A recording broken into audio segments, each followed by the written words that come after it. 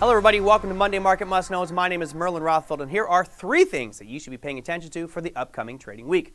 Now, as we all know, here in the United States, it's gobble, gobble, gobble, gobble, gobble day. That's Thanksgiving for those that don't know what that sound was. It is Thanksgiving in the United States, and that means that the markets will be closed Thursday. That's an all-day equity markets will be closed, and Friday is a half day. Now, for those that are new to the markets, what this means is very risky trading environments, especially on Friday. Why? Because that day is a half day. Most people are taking a 4-day weekend, going to stay with family and friends, enjoying the fruits of their labor, which you should all be doing as well. Now, does that mean that Monday, Tuesday, and Wednesday will be great trading? Most likely not. Why? Because again, a lot of people are going to stretch that 4-day weekend into a full week, maybe even going much greater destinations and traveling around the world. So that volume, which normally drives the market and we look for as a risk management tool, all of a sudden disappears. Now, why is that important? Because if I'm trading a large block of shares in a normal market and I go to sell it, the volume will be kind of absorbed by the market. If it's a very thinly traded week, meaning Thanksgiving or Christmas week or even 4th of July week, volume gets very low. So that same block of orders could have a bigger impact on that market if I send it out there to the market. So be very careful for that Thanksgiving week. Liquidity is going to dry up a little bit. So as a risk manager, you might want to pay attention to that one. Let's move on to our second thing, which is going to be the unemployment claims. Now, if you look here, it looks like the Burj Al Khalifa in Dubai, one of the tallest buildings in the world.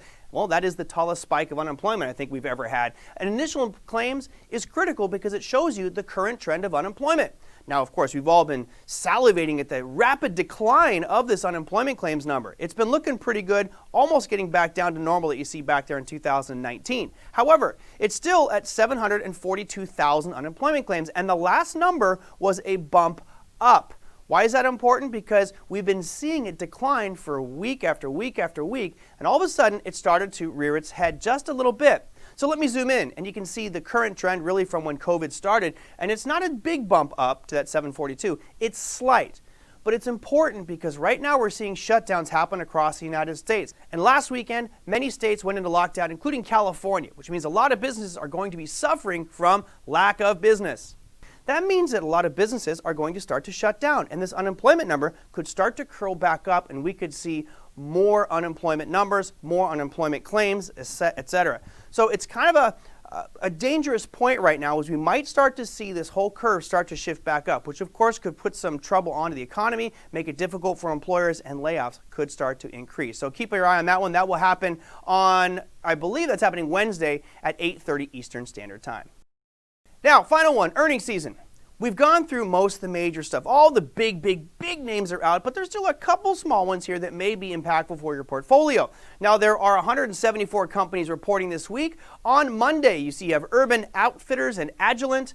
Tuesday brings us Best Buy, Medtronic, Dell, Nordstrom's, Dollar Tree, and Burlington, as well as Dick's Sporting Goods. And I will tell you, all those companies in red are retail sales companies. There are a lot more retail sales numbers reporting on Tuesday. Companies like Autodesk, Guess, Chico's Fashion, Gap, Hormel Foods, HP, American Eagle. That's all happening on Tuesday. So Tuesday is a big day. Now, Wednesday, we've got John Deere. Thursday is gobble day. You're going to be sitting with your family and friends, eating a ton of tryptophan, which means that Friday will be your day to rest and recover and hopefully sleep off some of your food coma.